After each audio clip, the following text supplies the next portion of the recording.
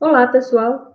Dando sequência à disciplina de análise sensorial, hoje nós vamos falar sobre método descritivo, análise descritiva quantitativa, ADQ. Ao final dessa aula, eu espero então que vocês consigam conceituar a ADQ e simular a sua condução. Então, antes de falar propriamente da ADQ, que é um dos métodos descritivos, vamos então retomar um pouquinho o que são os métodos descritivos, né? Então, os métodos descritivos, eles descrevem e quantificam a intensidade dos atributos sensoriais do produto. Então, eles possuem basicamente dois aspectos. O aspecto qualitativo, que é aquele onde a gente descreve, né, o provador ele descreve as percepções que estão associadas ao produto avaliado. Né? Então, a gente vai ter um perfil de descritores, quer dizer, de características que descrevem aquele alimento. E a gente tem um segundo aspecto, que é o aspecto quantitativo, onde nós vamos quantificar a intensidade com que cada atributo sensorial é percebido no alimento avaliado. Então, ela é uma análise bem completa, porque ela permite, né, que nós tenhamos um perfil de percepções associadas àquele produto, que nós chamamos, né, de descritores daquele produto, e que a gente quantifique esses descritores em diferentes amostras daquele produto. Então, no aspecto qualitativo, né, a ideia é desenvolver uma lista de termos verbais, que são os descritores. São as características que vão descrever aquele produto avaliado. E com isso, a gente consegue definir um perfil sensorial para aquele determinado produto. Essas características, esses descritores, eles são, então, avaliados em termos de aparência, para sabor, para odor e para textura.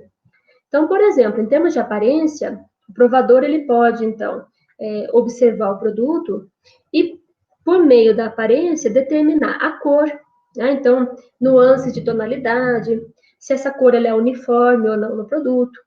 Pode determinar a textura visual, então, se esse produto ele é brilhante, se ele tem uma aparência lisa, aveludada, né? No caso de um pêssego, por exemplo, né? Então, só de olhar você já consegue perceber características de textura também. Tamanho e forma, então dimensões, geometria do produto, se ele tem pedacinhos, né, de frutas, por exemplo, né, no produto, então se ele é granuloso, se ele é fibroso. Então, isso você consegue, são características que o provador consegue descrever com base na aparência. E também interações entre pedaços, partículas, então se essas partículas estão todas aglomeradas, se elas estão soltas. Então, esses são exemplos de descritores, de características que o provador ele pode descrever ao observar a aparência de um produto. Em termos de aroma, por exemplo, de odor, né, então o provador pode sentir, né, um odor de vanila, né, que seria a baunilha, né, frutoso, então odor floral. Existem vários odores, né, que o provador pode, então, descrever naquele produto. Em termos de sabor, então o provador pode descrever sensações olfatórias, né, que são as mesmas aí do odor, né, a vanila, frutoso, floral. Sensações de gosto, então doce, amargo, ácido, salgado, umami, e também algumas sensações bucais. Então, se aquela amostra, né, ela se comporta de uma forma astringente na boca, né, que é aquele amarrar a boca, como quando a gente come uma banana verde, né, então que ele amarra a boca, essa característica de amarrar é chamada de adstringente. Uma sensação de metálico na boca, né? Ou uma sensação de pungência, que a gente fala, né? Que é uma sensação do borbulhar do refrigerante na boca. Então, a gente tem várias sensações que o provador pode, ao degustar o produto, ele pode descrever. E em termos de textura, a gente tem uma grande variedade de descritores, de características que podem nos ajudar a estabelecer o perfil de um produto ou a diferenciar esse produto em relação a outros, né? Então, em termos de textura, a gente pode ter características que reforçam as propriedades mecânicas, né? A reação do produto à força. Por exemplo, a dureza, né? Então, que é a resistência quando a gente morde um alimento, a elasticidade, a viscosidade desse produto, seria um produto que a gente chama de mais fino, ralo, mais espesso, né? A fraturabilidade, que é o quanto esse produto é quebradiço, a adesividade, que é o quanto o produto ele gruda no céu da boca, né? Popularmente falando. A gente tem algumas propriedades geométricas, né, relacionadas com o tamanho, orientação das partículas. Então, se o alimento é fibroso, granulado, arenoso, né, então doce de leite, né, se ele é arenoso, se ele tem partículas, né, no produto, floculento, cremoso, e tem propriedades relacionadas com a presença e liberação de gordura, óleo, umidade do produto, então suculência, oleosidade. Então, a gente tem uma série de descritores que o provador pode utilizar para descrever os produtos. Esses descritores aqui que eu passei, eles são descritores baseados em artigos, né, em trabalhos da área, onde a gente tem definições mais técnicas dessas características. Mas a ideia, em grande parte dos testes do método descritivo, é deixar que o provador utilize a própria linguagem dele, né, a própria linguagem de consumidor, né, para descrever o produto. Né, a grande parte dos testes, e a ADQ é um desses, né, a ideia não é que o provador saiba utilizar termos técnicos para descrever o produto. Nós, como analistas, é que depois vamos relacionar uma característica que o provador falou, num termo coloquial, com um termo mais técnico, né? É utilizado mais numa linguagem mais técnica. Mas o provador, ele tem que expressar a opinião dele da forma como ele se sentir à vontade, né? Então, utilizando termos mais populares, desde que ele consiga realmente descrever todas as características que ele está percebendo no produto, em termos de textura, de sabor, de odor ou de aparência. Então, isso no aspecto qualitativo. No aspecto quantitativo, né, dessas técnicas do método descritivo, o provador ele vai avaliar, utilizando uma escala, o grau de intensidade com que cada atributo está presente no alimento. No método descritivo, né, em particular na ADQ, a escala que é utilizada é uma escala não estruturada. É aquele tipo de escala onde ela só é ancorada nos extremos, por termos. O meio da escala é uma reta, né, sem nenhum ponto. Então, o provador ele tem que ser treinado para utilizar a escala de uma forma consistente em relação à equipe sensorial. E uma forma consistente com a opinião dele mesmo. Ele vai experimentar as amostras várias vezes. E nessas várias vezes, mesmo que seja a mesma amostra, ele tem que ter uma coerência. Né? Então, a gente tem que ter dados que a gente chama de confiáveis, ou seja, o provador ele vai experimentar a mesma amostra em vários períodos e ele ainda assim tem resultados muito próximos, muito similares. Isso quer dizer que ele está conseguindo utilizar a escala, ele tem um padrão para utilizar a escala. E esse padrão tem que ser condizente com ele mesmo, sempre que ele for avaliar, ele utilizar o mesmo padrão, e tem que ser condizente com o restante da equipe sensorial que participar do teste. Então, os provadores eles têm que ser treinados. Então, esse era no geral dos métodos descritivos, né? Então, vocês lembram que a gente já conversou sobre eles. É um tipo de método, então, onde os testes são realizados em laboratório, com equipes, geralmente equipes pequenas, e que são treinadas para realizar a análise. Tá? Então, um desses testes do método descritivo é a ADQ, né? A análise descritiva quantitativa. Então, ela é o principal método descritivo utilizado. Ela avalia todos os atributos sensoriais presentes no produto: a aparência, o odor, sabor e a textura. Tá? E a ADQ, ela é qualitativa e quantitativa, ela tem esses dois aspectos. Tá? Então, geralmente, né, se utiliza na ADQ uma escala não estruturada de 9 a 15 centímetros, ancorada nos extremos com palavras que indicam a intensidade do atributo. Então, por exemplo, que a gente pensar numa intensidade aqui, né, num gosto doce. Né? Então, a gente vai ancorar aqui como fraco e como forte. Tá? Quem vai definir esses termos aqui, onde a gente está ancorando a escala, se é fraco ou se é forte, ou se é muito ou pouco, nenhum ou muito, são os próprios provadores. Né? Então, durante a análise, a gente vai realizar o treinamento desses provadores, eles vão descrever os atributos presentes e a gente vai conseguir, então, identificar, né, inclusive os termos da escala que melhor representem a percepção dos provadores. Tá? Essas escalas, então, essa escala não estruturada, o tamanho delas vai refletir, né, o mesmo que uma escala não estruturada, né? Uma escala estruturada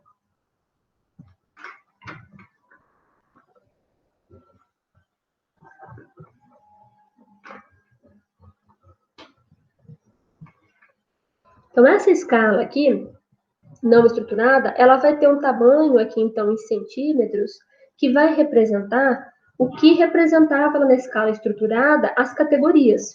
Então, numa escala estruturada, a gente tinha, geralmente, de 1 a 7 pontos, ou de 1 a 9, né?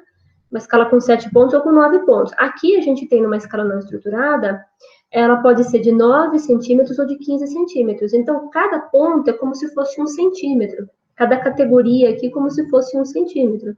Então, a gente também trabalha, né, com números ímpares, né?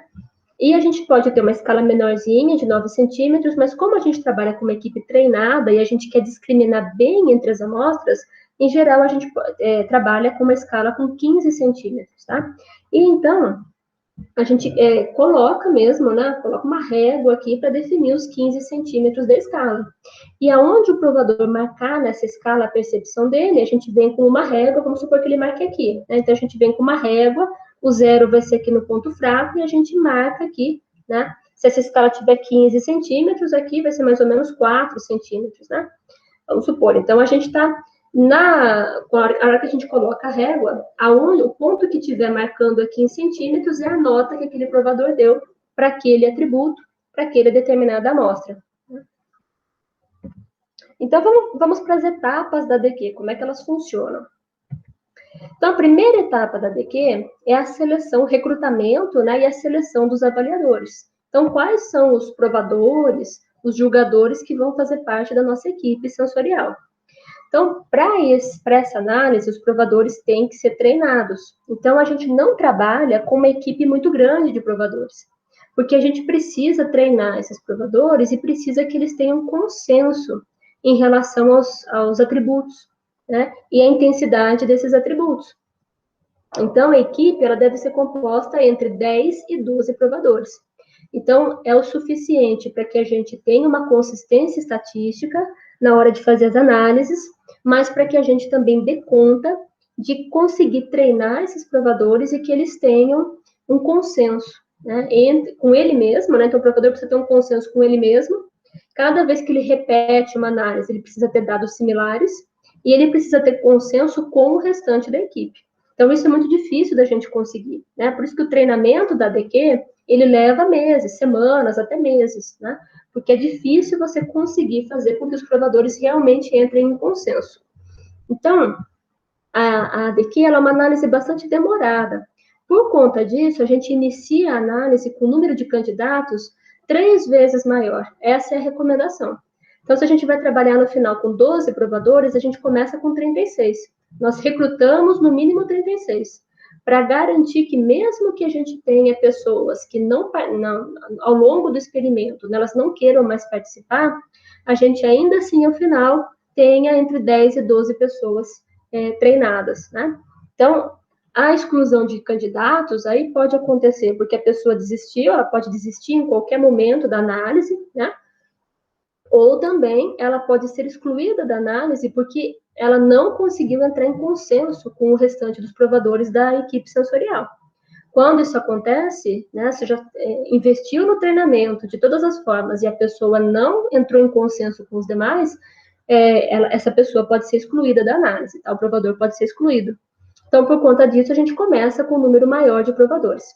Se não há muito tempo para realizar um treinamento ideal, a gente pode trabalhar com uma equipe de até 15 provadores, tá? Porque daí a gente não é a situação ideal, né? Mas aí você tem uma possibilidade de, se ao final, né, no teste final, esse provador não entrar em consenso com os demais, você consegue excluí-lo da análise. Tá?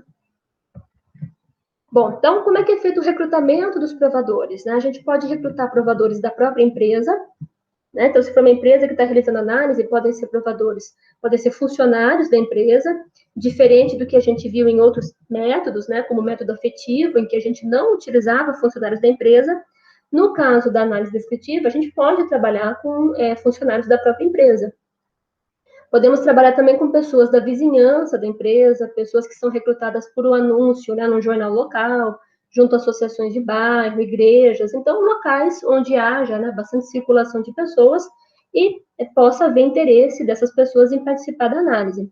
No nosso caso, lá no Instituto, nós trabalhamos com os próprios alunos, servidores, né? Divulgamos por meio de cartazes, de anúncios, e esses alunos, servidores, participam das análises. Bom, então, no recrutamento, a gente tem que informar para o provador os objetivos do teste, o tempo necessário para a seleção, treinamento e para os testes de forma geral, né? Então, isso é muito importante, que a gente informe para o provador que o treinamento geralmente dura meses, porque aí as pessoas previamente já vão conseguir adequar o tempo que elas têm, né, para realizar o processo, tá? Então, o tempo necessário para a seleção é muito importante que a gente avise para os provadores. Também o número de reuniões e de sessões semanais. Então, quantas horas esse provador vai precisar dispor, né, durante as sessões, né, durante o projeto. E a necessidade de seleção e treinamento, ou seja, esse provador ele vai primeiro ele vai passar por uma seleção inicial. Se ele for aprovado dessa seleção inicial, é que ele vai participar realmente do projeto, tá? Então, muitos provadores, a gente já tem que avisar no começo, porque muitas pessoas acabam não sendo selecionadas. E aí, até por uma questão ética, a gente tem que saber como comunicar para essas pessoas, né, que elas não foram contempladas, elas não vão poder participar da pesquisa porque não atingiram os requisitos mínimos de seleção, que eu já vou falar quais são. Então, além disso, né, a gente, geralmente no recrutamento, a gente aplica um questionário, justamente para avaliar essa disponibilidade do provador, para avaliar se o provador ele é um consumidor potencial do produto, e principalmente se ele não possui aversão em relação ao produto. Então, a ADQ é uma análise que vai levar semanas, né, até meses, do consumidor provando o produto praticamente toda semana. Então, ela é uma análise onde, se a pessoa não gostar daquele produto, ela não vai conseguir fazer. Mesmo ela gostando do produto, muitas vezes chega no final da análise e ela já está com estafa do produto. Ela já não quer mais saber de consumir aquele produto, porque a análise é muito repetitiva, né? E você buscar determinadas características no produto é bastante cansativo para o provador. Então, muitas vezes, se o provador não gosta daquele produto, né? Se não é aquele produto que ele consome normalmente, então é preferível que ele não participe, porque é uma análise onde ele vai ter que provar muitas e muitas vezes as amostras. É muito importante perguntar sobre a saúde do provador, né? Então, se é um produto que tem açúcar, a gente não pode recrutar pessoas com diabetes, né? É importante saber se a pessoa tem algum tipo de alergia, de intolerância, né, a algum ingrediente do produto. E a gente também sempre avalia se a pessoa tem habilidade em verbalizar sensações e trabalhar em grupo. Então, logo no começo da disciplina, eu passei alguns tipos de provador, né? Tem alguns provadores que são bastante analíticos, né? E tem provadores que são muito sucintos na hora de escrever. Esses provadores que são muito sucintos, que eles só falam assim, o produto tá bom ou tá ruim, esse tipo de provador, ele não é o mais indicado, o perfil dele não é o mais indicado para fazer a análise, a ADQ. Porque a gente precisa de indivíduos que tenham esse perfil de avaliar com calma o produto e descrever realmente as características da forma mais exaustiva que eles puderem, né? Cada característica que o provador menciona pode gerar uma característica muito importante na hora de você promover aquele produto comercialmente ou na hora de você deixar de fazer o lançamento daquele produto. O provador falou, estou sentindo um sabor estranho no produto, essa característica ela pode ser muito importante, pode ser um diferencial negativo do seu produto e que na hora desse produto ser lançado no mercado, muitas pessoas percebam isso e deixem de comprar o produto. Então, cada característica que aparece na ADQ, a gente precisa ir atrás, né, de entender por que existe aquela característica, se ela é positiva ou não para o produto. Então, é importante que o provador seja um provador que descreva, né, em detalhes as características, que seja o mais analítico possível. Então, após o recrutamento das pessoas, nós vamos fazer uma seleção inicial desses avaliadores, tá? Para verificar quem realmente tem condições de participar da análise. Essa seleção inicial, ela visa identificar se o provador percebe diferenças sensoriais, né? E se ele sabe utilizar escalas.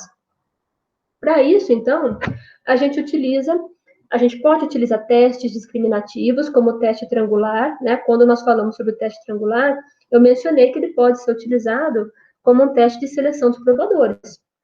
Então, eu trabalho lá com duas amostras, né? Ofereço para o provador duas amostras iguais de uma diferente, peço para que ele identifique a amostra diferente. E aí a gente seleciona o provador que identificou corretamente no mínimo 60% dessas amostras. Isso se a diferença for bastante visível. E no mínimo 40% das amostras, se a diferença for muito pequena entre um produto e outro. Tá? Então, o teste triangular pode ser uma forma da gente selecionar provadores para participar da ADQ. Outra forma que é muito utilizada é a realização do teste de reconhecimento de gostos básicos e de odores, que foram os dois testes que eu passei para vocês na disciplina no começo do semestre. Existe também um teste que é realizado para treinamento e para verificar se os provadores conseguem expressar as percepções por meio de uma escala não estruturada. Então, esse teste aqui, ele está lá no livro da Dutkovsky, né, a nossa referência aqui da disciplina. Então, é um teste onde você tem várias figuras aqui, né, com algumas partes achuradas, e as pessoas têm que marcar numa escala não estruturada, né, esses pontinhos aqui, é porque eu bati a foto de uma escala onde o provador já tinha feito o teste, tá? Mas, na verdade, não vem pontinho nenhum aqui marcado, né? Na verdade, os três primeiros aqui vêm marcados, para indicar para o provador como é que ele tem que fazer.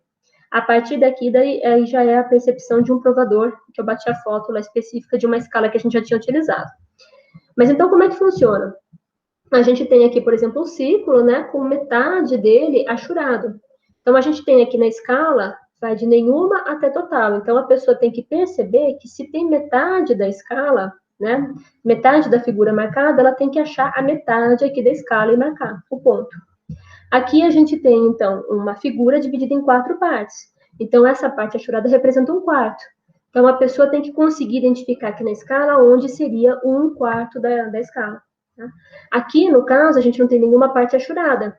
Então, a pessoa tem que marcar nenhuma aqui como uma opção. Tá? Então, a partir daqui, dessa figura aqui para baixo, são pontos de um teste que foi feito com um determinado provador. Então, não que essas informações estejam corretas, tá?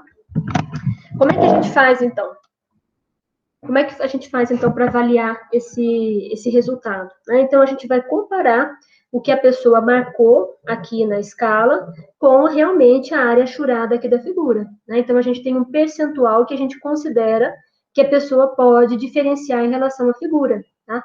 Se, por exemplo, aqui não tinha nada na figura achurada e ela marcar metade da escala, 75% da escala ou total, obviamente que esse provador não está conseguindo expressar a percepção numa escala, ele não sabe como é que funciona uma escala não estruturada. Tá? Então, lá na referência nossa da literatura, a Dutkovsky, ela traz certinho como é que a gente faz para avaliar essa acuidade do provador com base nesse teste de escalas.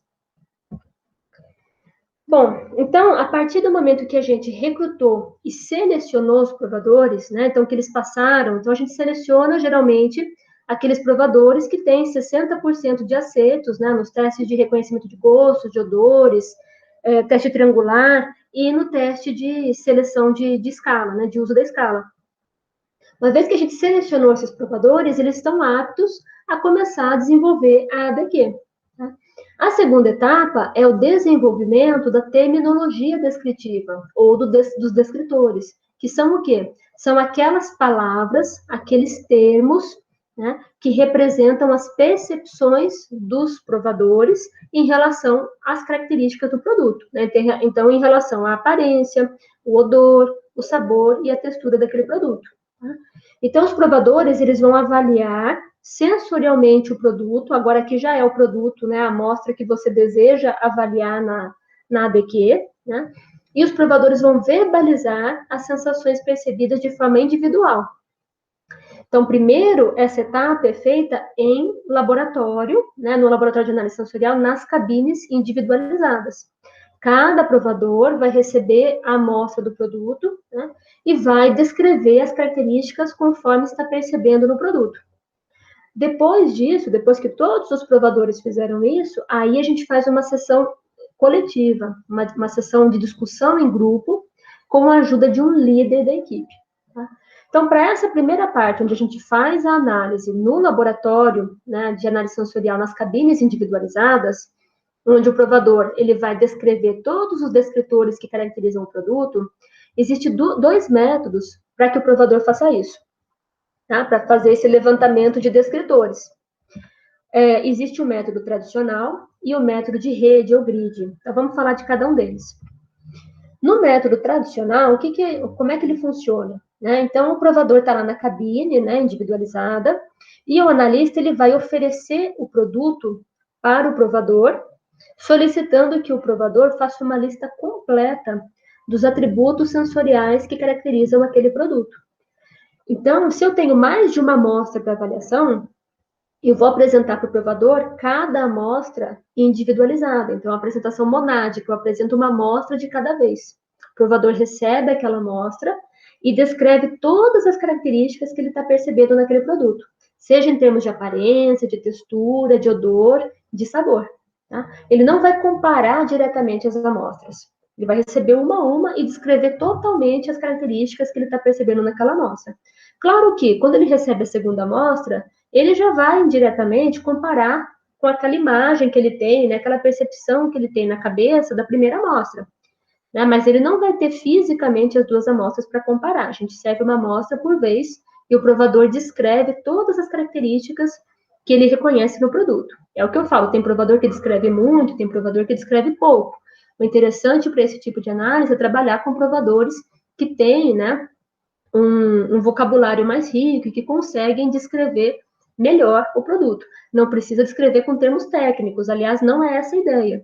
A ideia é que o provador utilize as próprias palavras dele e termos do dia a dia, né? Mas é importante que ele consiga descrever vários elementos, que ele seja muito analítico para analisar as amostras. O método de rede ou grid, ele é o segundo método, então, que pode ser utilizado para levantamento desses descritores, né, dessas características do produto. E nesse método, as amostras elas são apresentadas ao provador, de novo, na cabine individualizada do laboratório de análise sensorial, só que é solicitado que o provador avalie as amostras aos pares. Então, a gente serve todas as amostras para o provador, e aí a gente pede que o provador avalie cada par de amostras. Tá? Então, ele vai avaliando duas a duas as amostras e vai estabelecer o que é similar e o que é diferente entre essas amostras. Então, vamos supor, né, a gente tem 3 formulações de salsicha. O provador ele vai provar as amostras aos pares. Então, eu sirvo as 3 amostras para ele e eu digo que primeiro ele vai experimentar a A e a B.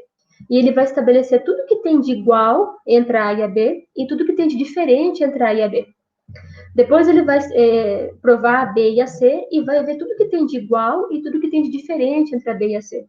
E depois ele vai experimentar a A e a C e vai ver tudo que tem de igual e tudo que tem de diferente entre essas amostras. Tá? Qual que é a vantagem desse método? Quando você compara as amostras, fica mais fácil de você identificar características. Então, aquele provador que tem um pouco mais de dificuldade de identificar uma característica, quando ele compara uma amostra com outra, fica mais visível determinadas diferenças entre as amostras. Então, muitas vezes fica mais fácil do provador identificar. Então, por exemplo, se ele está avaliando 2 amostras de sorvete de creme, talvez ele não marcasse que a cor creme é um atributo do produto, é um descritor do produto. Mas quando ele compara as amostras, ele vê que uma é mais creme, né, mais cor de creme, mais amarelada, e a outra menos, ele fala, a amostra A é mais amarela que a amostra B. Então, a cor amarela ou a cor creme já passa a ser um descritor daquele produto. Então, a vantagem do método de rede é que algumas características que são consideradas muito básicas pelo provador e que ele nem marca, ele passa a marcar porque ele está comparando uma amostra com outra. Então, o vocabulário passa a ser mais rico quando você compara as amostras. Tá? Então, para o método de rede, esse daqui é um exemplo de ficha, né, que a gente entrega para o provador. Então, por favor, compare a aparência das amostras aos pares e descreva abaixo em que elas são similares e em que elas são diferentes. Repita o mesmo procedimento para aroma, sabor e textura. Então, o provador vai experimentar as amostras e vai marcar o código aqui das amostras, 2 a 2. Novamente, as amostras são servidas codificadas, né, com códigos de 3 dígitos. Tem que ter o balanceamento para entregar para os provadores, do mesmo jeito que a gente faz os testes de forma geral. tá? Só que aqui, então, o provador vai comparar as amostras duas a duas. Então, vocês vejam que é um teste que demora mais para ser feito, né? Porque o provador vai ter que descrever todas as características. Bom, então, os provadores, eles devem ser encorajados a utilizar os seus próprios termos para descreverem as amostras, não para utilizar termos técnicos, né? Ou mesmo classificações que foram memorizadas. Então, eu forço o provador a memorizar determinadas características e depois coloco o provador para definir essas características. Não é assim que funciona. Tá? Então, mesmo que o provador tenha dificuldade para caracterizar o produto, a gente faz várias sessões, né, desse teste, mas a gente não induz determinadas características, né, uma determinada característica que apareça para os provadores, tá? Então, ele não pode já ter memorizado anteriormente alguma classificação para fazer o teste. Bom, então, na sequência, tanto do método tradicional quanto do método de rede, os provadores, então, essa primeira fase, seja método tradicional, seja método de rede, os provadores estão lá nas cabines individualizadas. Quando todo mundo termina essa análise, o analista, né, ele reúne os provadores, e aí, sob a supervisão de um líder, a gente vai definir vários itens. O líder, ele pode ser o analista que está conduzindo a pesquisa, tá? Então, dentro de uma empresa, o analista que está realizando a análise para aquele produto, é ele que vai ser o líder. Quando a gente está fazendo, né, a disciplina de uma forma presencial, eu sempre seleciono alguém da turma para ser o líder. Então, a importância do líder é que é uma pessoa que vai moderar a discussão e que vai sistematizar as informações. Né? Então, tem que ter um líder, em geral, é o analista que está conduzindo a análise. Então, o que esse líder vai fazer? Ele vai anotar todos os termos gerados por cada um dos provadores. Então, cada provador vai falando em voz alta, né, os termos que colocou na ficha, seja em termos de aparência, de textura, de sabor e de aroma, e o líder ele vai anotando, pode ser numa lousa, né, num quadro, né, de tal forma que todo mundo consiga enxergar esses atributos. E aí, o trabalho que a gente tem é de agrupar os termos, né? Então, termos que descrevem uma mesma percepção, eles devem ser agrupados em um único descritor. Então, por exemplo, se a gente está fazendo uma análise de vinho, um provador descreveu lá que determinada amostra de vinho tinha o odor de madeira, e o outro escreveu que tinha o odor envelhecido. Então, o líder ele tem o papel de dizer o que você quis dizer quando você falou que o vinho tinha odor de madeira. E você, o que quis dizer quando você falou que o odor era envelhecido? Madeira e envelhecido são a mesma coisa? A gente pode agrupar como um único descritor? Então, é assim que vai funcionando. Porque quando a gente faz uma lista dos termos de todos os provadores, dá uns 100 termos, né, dependendo do produto. E aí a gente faz esse trabalho, o líder começa a fazer esse trabalho discutindo, então, com os provadores, né, para se chegar num consenso de quais são os termos que melhor descrevem aquele produto. Termos antônimos, né, que significam extremos de intensidade de uma mesma característica sensorial, eles também podem ser agrupados. Por exemplo, turvo e transparente, então são antônimos, né? Se uma coisa é transparente, ela não é turva. Brilho e opaco, então eu posso deixar uma única característica, um único descritor para aquele produto. Ou eu deixo brilho ou eu deixo opaco. E aí a gente define em consenso com os provadores qual termo que a gente utiliza, se é brilho ou se é opaco, se é turvo ou se é transparente. Tá? E termos percebidos por poucos provadores podem ser excluídos se houver consenso com a equipe. Então, vamos supor que a gente está fazendo uma análise de sorvete e um determinado provador identificou um odor de barata. Né? Então, ele jura que ele sentiu um odor de barata, de coisa armazenada por muito tempo, de coisa velha. Né? A gente tem que perguntar para os demais, o líder pergunta para os demais provadores se realmente alguém sentiu esse odor. Né? Se mais ninguém da equipe percebeu esse odor. E se o provador disser, não, eu posso ter me equivocado, né? Acho que não percebi adequadamente o odor, a gente pode retirar esse descritor da análise. Só tem uma questão, né? Para a gente retirar descritores, a gente tem que ter muito cuidado. A gente não pode constranger o provador. Às vezes, ele percebeu esse odor de barata, todo mundo pode dar risada, pode achar, né, engraçado e tal, só ele que percebeu, é o louco e tal. Só que, de repente, numa próxima degustação do produto, os outros provadores passam a perceber esse odor também. Então, muitas vezes, esse provador ele pode ter uma percepção mais aguçada que os demais. E aquele odor ele pode ser chave para definir aquele produto, como um produto interessante ou não. Né? Então, a gente tem que ter muito cuidado na hora de ir excluindo os termos, né? E de ir agrupando os termos. Tá? Então, tem que ter o consenso realmente da equipe. Se o provador disser, não, eu senti esse odor, a gente tem que fazer novas análises e verificar se os demais provadores também percebem aquela característica. Então, aqui a gente tem, né, o ex-aluno do nosso curso, né, do Superior de Tecnologia de Alimentos, o Antônio, né, que se formou no passado. Ele foi o líder da disciplina de sensorial, né, há uns anos aí, e ele, então, fez esse papel de, aqui na lousa, ele foi marcando. Então, aqui, por exemplo, a gente tem aparência, né? Então, a gente foi marcando os descritores que todo mundo da turma falou ao experimentar o produto. Se eu não me engano, era o wafer de limão, né? Biscoito wafer de limão. Então, ele foi marcando todos os atributos relacionados com a aparência, né? Conforme as pessoas foram falando. E aí, depois, ele fez esse trabalho, então, de ir agrupando os termos. Tá? Então, termos semelhantes, né? Termos que eram antônimos, termos que só eram percebidos por uma ou duas pessoas e que se chegou à conclusão de que não eram definidores do produto. Então, ele fez esse trabalho de agrupando os termos. Tá?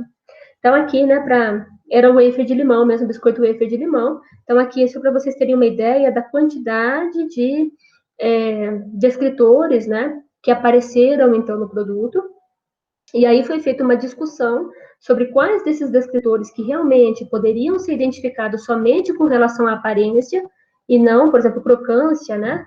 A pessoa colocou crocância com base na aparência, mas acabou sendo um atributo que ficou em consenso com os demais, que seria um atributo de textura e não de aparência.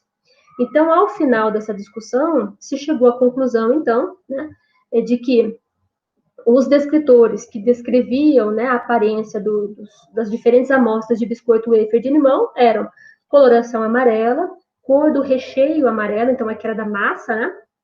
Aqui a coloração do recheio, a largura do biscoito e a espessura. Então aqui ele marcou quantas vezes, né, as pessoas mencionaram esses atributos, e ele já fez o trabalho de indicar quais seriam os extremos da escala que seriam utilizados para definir esse determinado descritor. Então, no caso da coloração amarela, se utilizou, então, como descritores claro e escuro. Então, esses eram os extremos da escala. Isso aqui foi definido em consenso com todos os provadores da turma. Então, a espessura, por exemplo, foi pouco e muito. Também foi definida em consenso com a turma.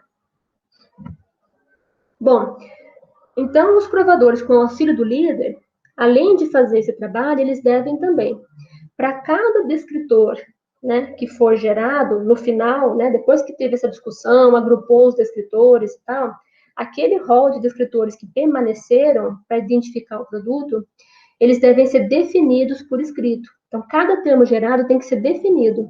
Então, esse primeiro item aqui, por exemplo, né, cor amarela. Eu sei que é a cor amarela da massa, porque aqui embaixo a gente tem a cor amarela do recheio. Então, este atributo aqui, cor amarelo, esse descritor, né, cor amarelo, tem que vir descrito o que é, definido o que é. Então, é a cor amarela presente na amostra do produto, na massa do produto, tá? Para a gente conseguir identificar direitinho.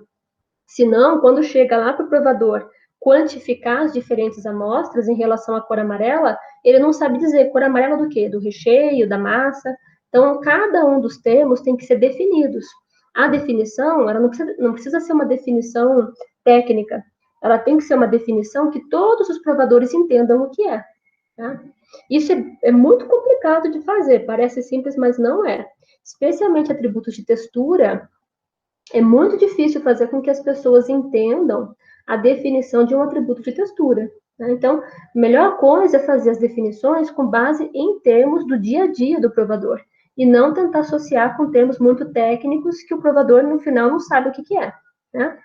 E depois, os provadores têm que sugerir materiais de referência. Então, para aquelas amostras que ele experimentou, definiu os descritores, ele tem que gerar materiais de referência. O que são materiais de referência?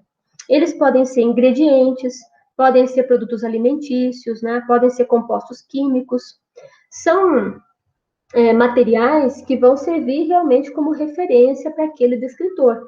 Referência do que seria muito e pouco daquele descritor. Tá? Então, os materiais de referência, eles ajudam a reconhecer as características sensoriais do produto. Então, eles ajudam a calibrar as escalas, ou seja, homogeneizar a quantificação das características.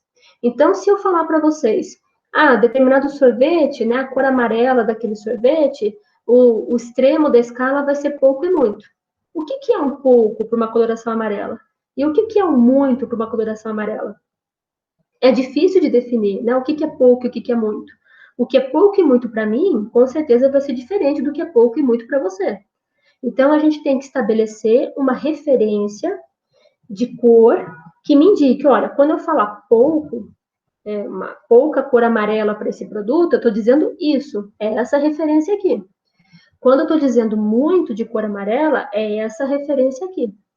Essas referências de pouco, muito, nenhum, né, intenso, essas referências são os próprios provadores que ajudam a definir o que é que poderia ser o material de referência, né? Claro que o analista, com a experiência dele, ele vai conduzindo também, né? Mas os provadores ajudam a definir quais são esses materiais de referência e depois, ao longo das sessões, a gente vai aprimorando se essa referência está adequada ou não. Por exemplo, eu experimento o produto e defino que um dos atributos é o gosto doce. Então, eu vou definir materiais de referência que me indiquem o que é pouco e o que é muito de gosto doce para aquele produto. Tá? Então, eu posso definir, em conjunto com os provadores, né, de que o pouco gosto doce para esse produto, para esse sorvete, por exemplo, é a água, que não tem doçura nenhuma, né? E o muito doce, muito gosto doce para esse produto é o melaço da cana-de-açúcar. Qual que é o que guia a gente para definir os materiais de referência? São materiais que indiquem o padrão de mínimo e de máximo na escala e que se aproximem do que é o mínimo e o máximo no produto. Então, todo mundo sabe que o máximo de gosto doce é um leite condensado, né? Algo super doce. Mas será que o leite condensado não é muito doce em relação àquele produto que eu estou testando? Então, eu preciso definir o material de referência com base no que é mínimo e no que é muito para aquele tipo de produto que eu estou avaliando. Tá? Então, talvez o leite condensado seja muito para um determinado produto, para um sorvete, por exemplo. Eu tenho que trabalhar com outro tipo de referência para muito doce. Por exemplo, uma água com um pouquinho de sacarose, um pouquinho de açúcar diluída. Então, quem vai definir esses materiais, né, o analista em conjunto com os provadores, e inclusive, a hora que os provadores experimentarem as amostras e as referências, eles vão indicar, não, essa referência está muito pouco ainda para o produto é mais doce do que a referência, ou essa referência está muito forte para o produto é menos doce do que a referência, tá? Então, essas referências, elas ajudam a calibrar as escalas. Então, os provadores eles vão ser treinados a utilizar as escalas com base nesses materiais de referência que a gente vai providenciar durante as análises. Tá? Então, essas referências elas podem ser referências externas ao produto, ou podem ser o próprio produto adicionado de certas substâncias, né, para aumentar a intensidade daquela característica. Por exemplo, arenosidade em leite condensado. Então, é um defeito de qualidade. Se tem arenosidade no meu produto, eu posso estabelecer uma referência de muito arenoso, como o próprio leite condensado, que eu coloco um pouquinho mais de açúcar nesse leite condensado. Então, ele vai ter um pouquinho mais de arenosidade do que a amostra que eu tenho, é um padrão de muito arenoso. Tá? E o pouco arenoso, eu posso ter um leite condensado de outra marca que não tenha arenosidade. Ou eu posso ter a água como padrão de referência, ou o leite, né? Algum material que não tenha nenhuma arenosidade. Bom, então os materiais de referência e as definições, elas conferem consenso entre os provadores. É isso que a gente busca, que todos os provadores entendam as definições dos termos que foram gerados e que entendam quais são, estejam de acordo, né, com os materiais de referência que foram definidos para o padrão de mínimo e máximo em cada um dos atributos gerados. Então, a gente quer consenso entre os provadores. Precisa ter consenso desde o início para as definições, para os materiais de referência que são gerados. Tá? E aí a gente precisa de várias sessões de avaliação para se obter um consenso na equipe, né, quanto aos termos descritivos que serão usados, as definições de cada tema e os materiais de referência. Então, por isso que a DQ ela é demorada.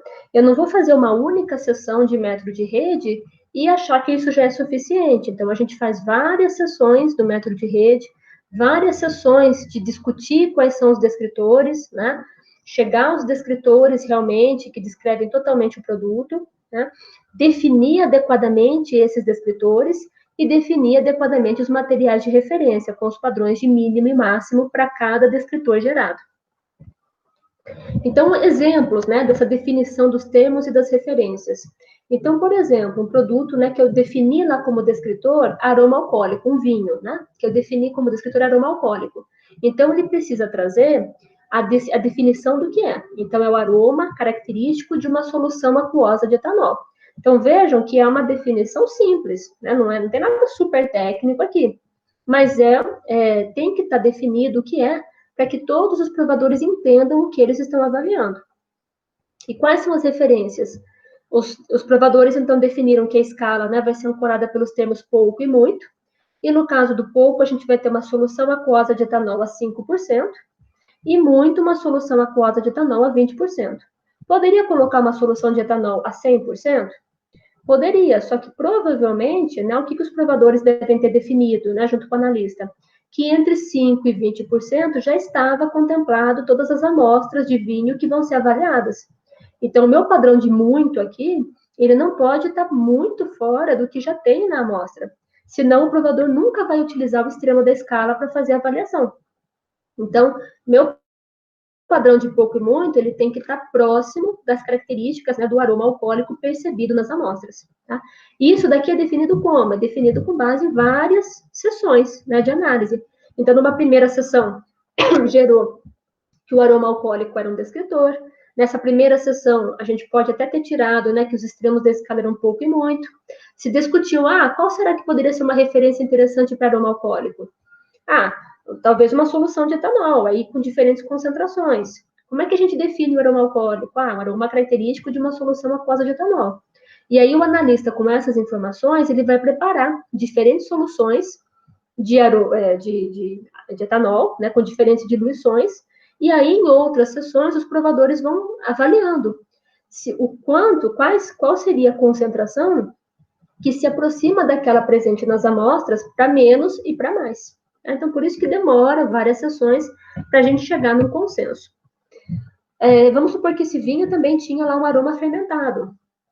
Então, definiu como aroma característico de bebida alcoólica fermentada. Quais eram as referências? O pouco, né, um vinho branco, Sonnenberg, né, vinho Salton, do Rio Grande do Sul, e o muito, solução de cerveja Pilsen diluída em água, então, em proporção de 3:1.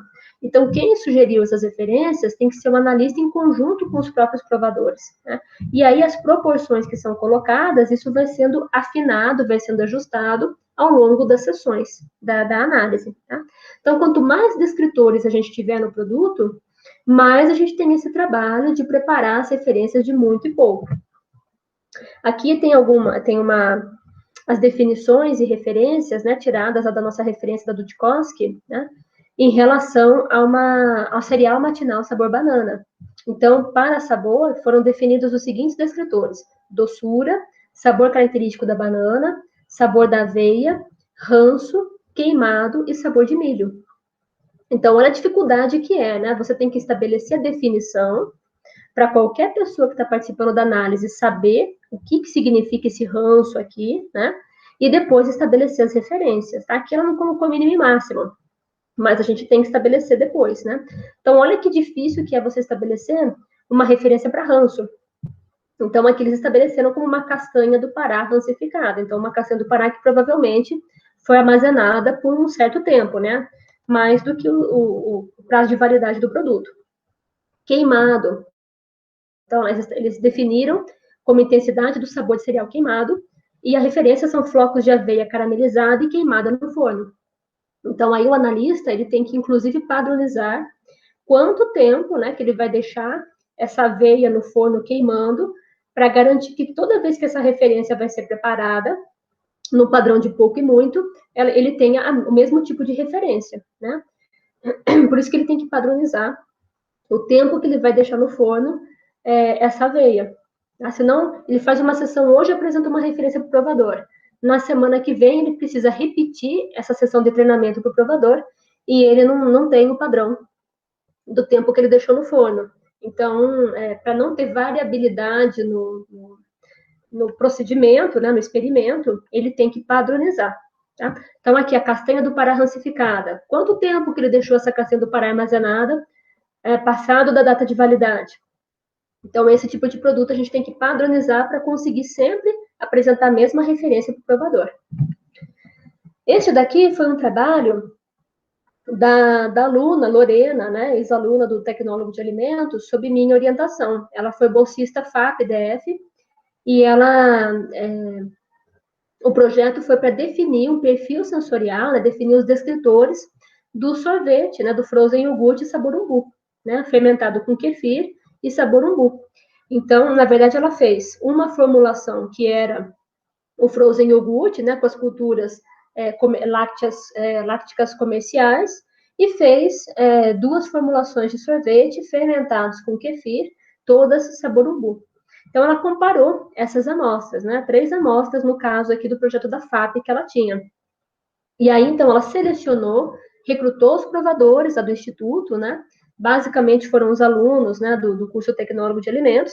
Ela recrutou esses provadores, fez o teste de reconhecimento de gostos, de odores, o teste de escalas, para selecionar esses provadores. Esses provadores experimentaram as amostras de sorvete e definiram, então, vários descritores para aparência, para aroma, tem sabor e textura também, é que eu não coloquei aqui. Então, definiu todos os descritores, colocou uma definição aqui, né, do que era cada um desses descritores, e as referências como muito e pouco. Para ela chegar a esses descritores, né, agrupar os descritores, defini-los e definir as referências de mínimo e muito, de pouco e muito, ela fez, então, várias sessões. Ela era líder, né, como analista sensorial, ela fez várias sessões, então, com os provadores, até definir, então, que a aparência amarela, por exemplo, do sorvete era o padrão de muito aqui e pouco com base nessa paleta de cores aqui, tá? Então, se vocês quiserem acessar esse site, jogarem aqui o número de cor de muito e pouco, vocês vão ver qual foi a referência de muito e pouco que foi usado em relação ao sorvete. A uniformidade da aparência, né? Então, muito foi considerada maionese, bastante uniforme, e pouco danoninho. Então, derretimento no copo, né? Então, muito foi a própria amostra que ela utilizou, né? O frozen derretido, e o pouco era o frozen recém-retirado do congelador. Então, ele estava com uma amostra pouco derretida. Então, e assim foi. Né? Então, para definir a quantidade de polpa de umbu aqui, né, em relação ao aroma, tudo isso, então, foram várias sessões junto com os provadores para chegar num padrão de pouco e de muita polpa de umbu aqui que foi utilizado, que realmente se aproximasse, né, fossem os extremos da escala, onde, então, entre 20 gramas de polpa de umbu e 120 gramas aqui diluídos em 1 litro de água, a gente tem, então, os aromas das amostras, os aromas de umbu das amostras que os provadores estavam avaliando. Tá? Então, esse daqui foi definido como extremo de muito e esse daqui como de pouco. E assim por diante. Então, a partir desses termos que a gente gerou, a gente monta, então, a ficha descritiva. Todos os termos gerados, definidos e associados às referências, eles são agrupados na chamada ficha de avaliação, ficha descritiva. Então, para cada termo, a gente vai associar uma escala não estruturada, né, de intensidade ancorada nos extremos esquerdo e direito, em termos que indiquem menor e maior intensidade, respectivamente. Lembrando que esses termos também podem ser definidos junto com os provadores. Então, no caso aqui de uma ficha descritiva para o vinho, então eu tenho o aroma, né? Então saiu lá que o aroma do vinho era alcoólico, frutado e fermentado. Então eu trabalho cada um desses descritores. Na ficha descritiva eu vou colocar o descritor e vou colocar aqui uma escala não estruturada, ancorada nos extremos por fraco, ou nenhum, ou pouco, e do outro lado forte, muito, né? Sistemas definidos pelos provadores. Sabor, então doce, amargo, ácido, frutado, cada descritor que saiu das etapas anteriores, vai aparecer aqui na ficha descritiva, seguido de uma escala não estruturada. Então, aqui, naquele caso lá do Antônio, né, da análise de biscoito de wafer de limão, que foi feito lá na disciplina de análise sensorial há uns 2 anos, né? Então, a gente tem aqui quais são os atributos que saíram, né? Então, limão, adocicado, ácido e gordura, né? Em termos de sabor. Então, aqui, ele colocou aqui uma escala não estruturada e já definiu quais eram os extremos da escala. Nenhum intenso, nenhum intenso, tá? Esses extremos foram definidos com base no que os próprios provadores foram falando. Aqui a gente tem, no caso do trabalho da FAB-DF da Lorena, né? Então, a gente tem, para aparência, então, todos os descritores que foram definidos para o sorvete, né? Fermentado com kefir. Então, cor amarelada, uniformidade, derretimento no copo, cremosidade aparente, e os extremos, pouco e muito, tá? Só a escala aqui tem 15 centímetros, né? Então, aqui aparência, aroma, teve também sabor e textura. Bom, a terceira etapa, então, da DQ é o treinamento dos provadores. Então, é a etapa mais longa que existe, né, dentro da DQ, e é a mais complicada, porque durante várias semanas, os provadores vão ter que voltar no laboratório sensorial para lerem as definições dos termos, avaliarem as referências, então eles vão experimentar referência por referência e vão avaliar as amostras, tá? Utilizando essa ficha descritiva que foi consensualmente desenvolvida. Então, o provador ele vai chegar no laboratório, a gente vai ter montado, o analista vai ter montado todas as referências, né? Padrão de pouco e muito, o provador vai ter que ler as definições, provar as referências, provar novamente as amostras, né? Identificar se as referências estão de acordo com a amostra, e ele vai ter que memorizar, então ele vai ter que criar uma memória dessas percepções. Então, uma memória do que seria muito e pouco para um gosto doce do sorvete. Uma memória do que seria muito e pouco fermentado para o odor do vinho. Tá? Então, o provador ele tem que experimentar, ele tem que provar várias e várias vezes, várias sessões, e é isso que consiste o treinamento do provador, para que ao final do processo ele já saiba decor, ele já tem memorizado na cabeça dele aquelas referências de pouco e muito. E ele consegue avaliar os produtos com muito mais desenvoltura. Tá? Então, são necessárias várias sessões de avaliação para se obter o consenso na equipe. Então, aqui a gente tem um exemplo de treinamento que foi feito para provadores, né, em termos para avaliar uma paçoca, né, diferentes marcas de paçoca. Isso foi feito no ano passado, na disciplina de análise sensorial. Então, os provadores experimentaram paçoquinha, né, de diferentes marcas, fizeram lá a comparação, estabeleceram os descritores, e aí o que era pouco e o que era muito em termos de referência, né, aqui foi gosto salgado, né, a gente tem gosto doce, tem granulado, tem vários descritores, e aí a gente estabeleceu o que era referência de pouco e de muito. Cada vez que o provador ia experimentar essas referências, ele experimentava as amostras, experimenta as referências de tal forma a fixar na cabeça dele o que é pouco e muito para cada um dos descritores. Aqui, né, novamente aqui em relação à paçoca, né, todos os descritores que foram desenvolvidos. Aqui também foi com o ensino médio, né, na disciplina de análise sensorial, treinamento em relação à geleia de amora. Então, aqui também eles definiram vários descritores, né, em termos de aparência, sabor, textura, e aqui os padrões de referência, por exemplo, cor avermelhada da geleia de amora. Então, o que seria um padrão de claro para a geleia e o que seria um padrão de escuro. Tá? Então, essas referências aqui, eles têm que ter definido o atributo, né, o descritor cor avermelhada, definido quais eram as referências de claro e escuro, e cada vez que o provador vai participar do treinamento, ele tem que experimentar. Tá? Então, ele tem que ver aqui a cor clara, ver a cor escura e entender que esses são extremos. Então, as amostras, elas têm que ter uma coloração avermelhada que esteja entre essas duas referências aqui. Nenhuma amostra pode ser mais avermelhada do que esse padrão de muito, e nenhuma amostra pode ser menos avermelhada do que esse padrão de pouco.